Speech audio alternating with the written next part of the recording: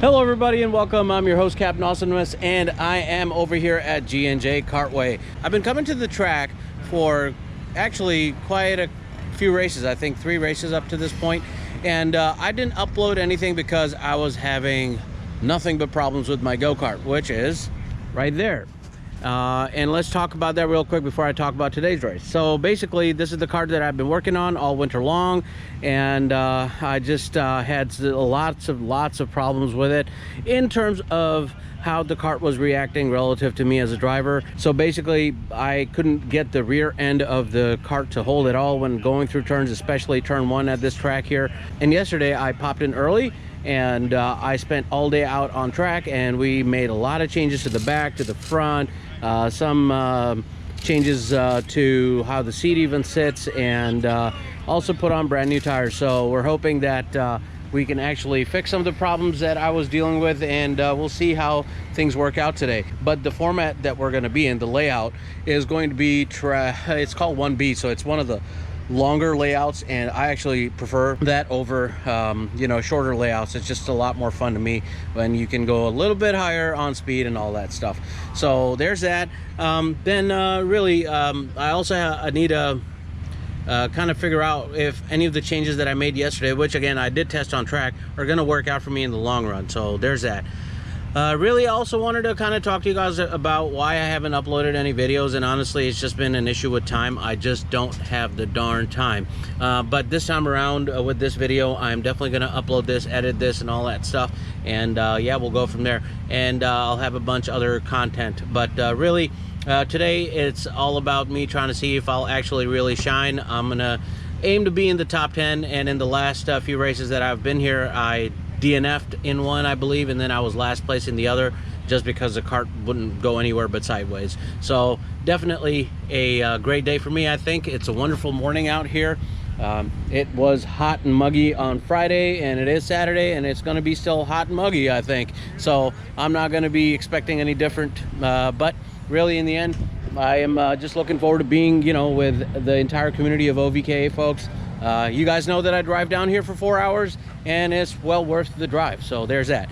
Of course, across from me is Racing for Vets, and one of our drivers over there, Billy, really knows what he's doing. He's going to be riding in this KA powered Tony kart, and then of course the rest of the crew has their go-karts as well. The team has expanded, and rightfully so. It's really a good program for veterans, and if you're a veteran and you are anywhere near the Cincy area, or you're willing to travel like I am, great team to be a part of. Good esprit de corps. They kind of try to keep it military level in terms of discipline and stuff, but it's not exactly military. You don't have to show up in the uniform and all that.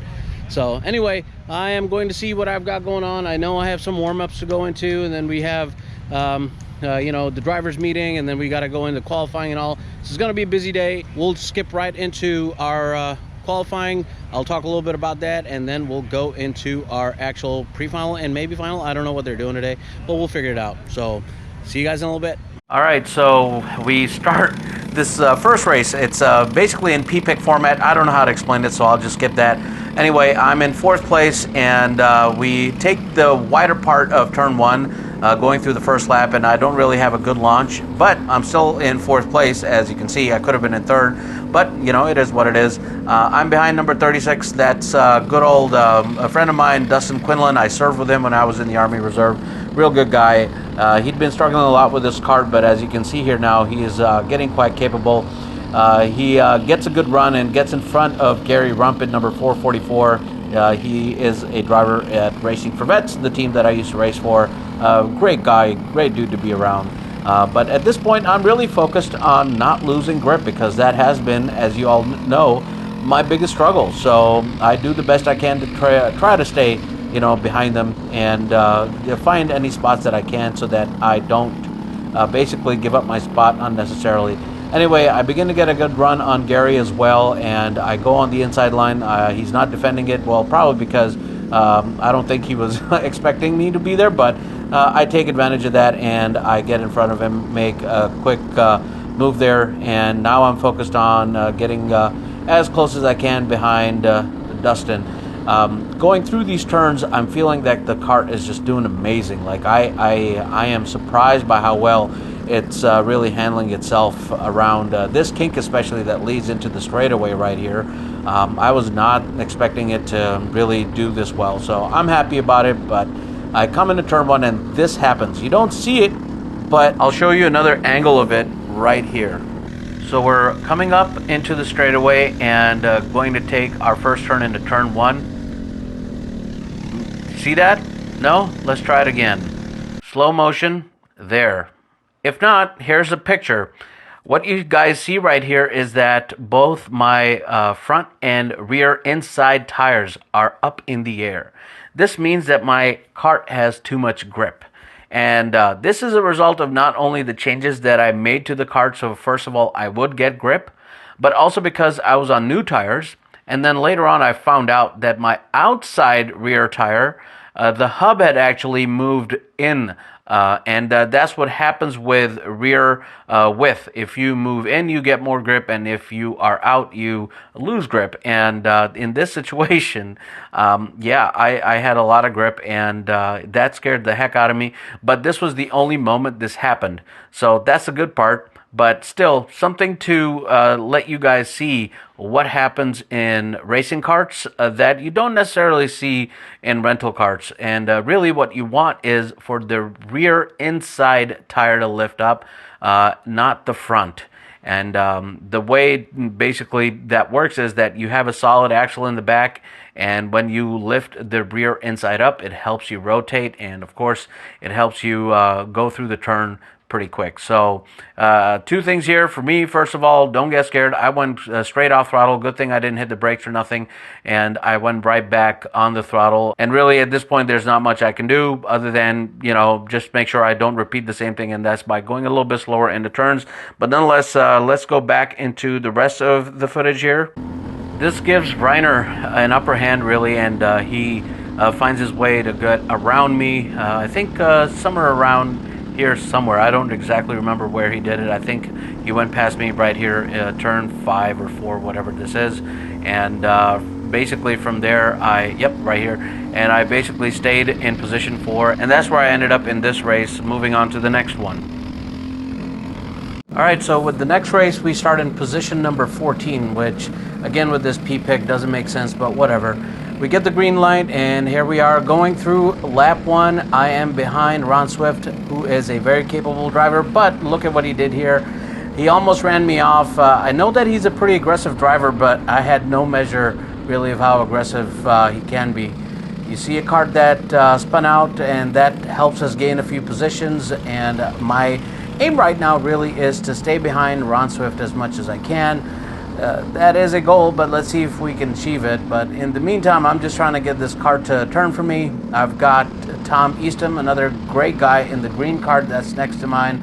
I'm able to get around him. I'm behind 318. I don't know who they are. I'll have to remember them in particular. But anyway, I try to find myself around them, and it's becoming a little difficult. We both work together to go past number 25. And then I'm just trying to see if I can find a pocket, again, to stay behind Ron Swift. I realize what's happening. I go on the inside, and that serves to give us an advantage where the guys on the outside now are going to have to travel longer and brake a little bit harder so that they can actually stay on track.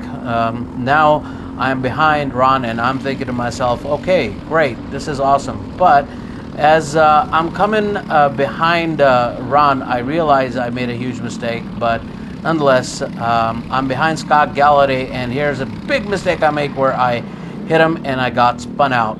I'm real unhappy about this. I lost all of the hard work that I did here, but what are you gonna do, you know? So just take it in the chin like I always do, and I try to move on and catch up to everybody, and that's all you can do, really. Anyway, I do whatever I can at this point, and all I can do is make sure that I try to catch up to the crowd in front of me. I'm not a happy camper, but what are you going to do in a situation like this, right?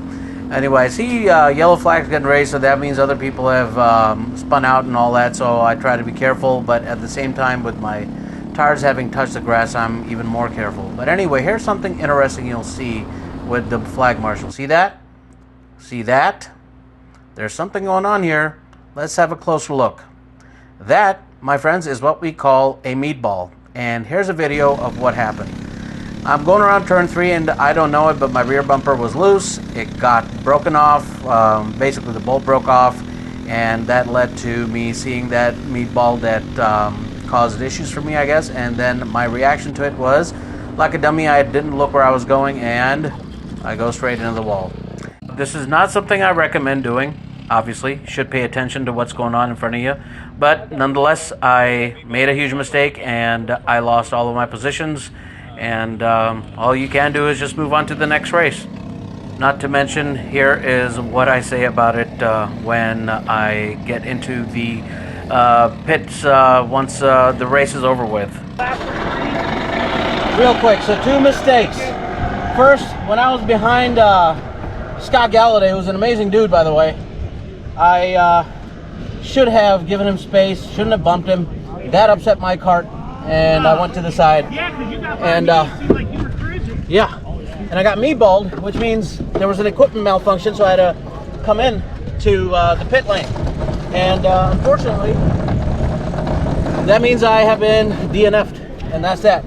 So I'll talk more about it later. I don't know what position that will give me in the final, but at this point, I'm just glad that the car's doing well. I was able to pass a lot of folks until that little accident, whatever.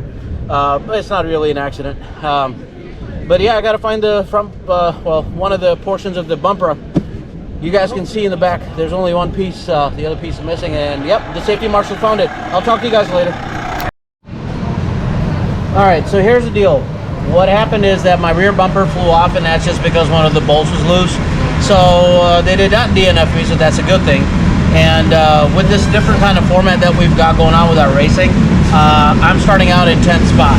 All the guys in front of me are some of the fastest guys here, so I already got a lot of work cut out for me in terms of, you know, staying consistent with them and not letting them get too far away from me. Other than that, I mean, right now I feel pretty good about the car. I also noticed that there was a problem with the axle kind of going a little too far in on the right side, so I fixed that. So let's see how things work out. I do not want to be two-wheeling again, that's for sure. But nonetheless, pretty excited about it and willing to see how things work out. It's a huge turnaround for me, to be honest with you guys, since I've been dead last in the last 2 races. So for me to place 10th spot, you know, that's a huge improvement. So let's see how we do. I do not want to also make the same mistake of what happened where I got meatballed and all that. I get meatball fine. I just look straight and take that cut that puts me basically away from the track. That's what it means. Meatball means you got to just pull in and that's it. So won't let that happen again. Anyway, let's see how things go. Pretty excited. Looking forward to a good final. Okay, here, so hoping everything works out great, but race 3, here we are, and things are just going nuts. Everybody's sliding and slipping around. I somehow miraculously come out of that unscathed, and yeah, I just concentrate on what's in front of me, since everybody in the back is at this point, you know, just all over themselves. Not really a concern for me right now. But anyway, this is lap 1, kind of uneventful in the sense that I just stay behind my buddy here. This is Austin Johnson and cart number 222 for Racing for Vets. And we both basically team up with each other so that we can catch up with everybody else in front of us. So let's just skip to the part where we actually do that. And finally, somewhere around lap 4 or lap 5, we finally see some pockets that we can take advantage of. First one to go down, relatively speaking, go down really proverbially is Tom Eastham. And Austin is really keeping real good pace at this point, so I'm feeling inspired. And I give him the tow so that we can go around Jennifer over here in the yellow. And at this point is just, you know, I'm thinking, yes, let's do this, man, let's go. Let's catch up to all these guys so we can, you know, kind of get respectable positions. And at this point, I had started in position number 10. And I was already in position number 7, and Austin was in 6, I believe. So we're thinking, okay, everything's good to go. We're sitting fat and happy. I could not believe what was happening, and it just turned out to be an amazing run for us in the sense that we kind of worked with each other. We didn't fight with each other. That's always a good thing. And instead, what we should be doing is what I was doing, where I'd get behind him close enough to where I'd give him the bump so that we could catch up with the crowd in front of us and then fight at that point. So that's what happens here until, of course, no race for me right now goes without talking about something. So let's just skip to that now. At this point, we've seen the white flag, so that means this is the last lap. I am behind Austin. I'm loving the situation, but right here, I feel someone behind me. I see there's a cart, and I go take a defensive line, which again is nothing. I just want to make sure that I stay behind Austin and just get to the finish flag. But right here at this turn, guess what happens? Boom. If you don't know what happened, I'll show you another angle that will let you see exactly what the situation was.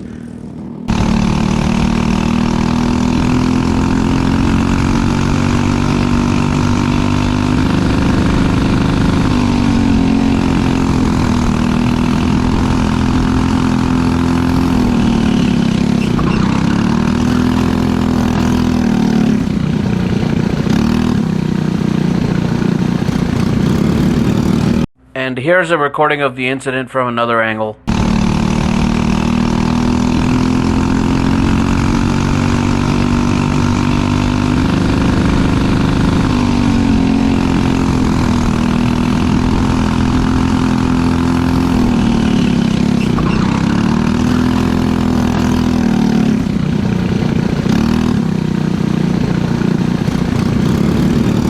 So in any case, I'm pretty pissed off about this whole situation, and I don't know what else to do other than just make it back home. And by that I mean the pit stops and call it a day. I just had strong words about the whole situation. But again, what do you do? I lost 10 or 12 positions, and I was able to cross the finish line in 12th spot.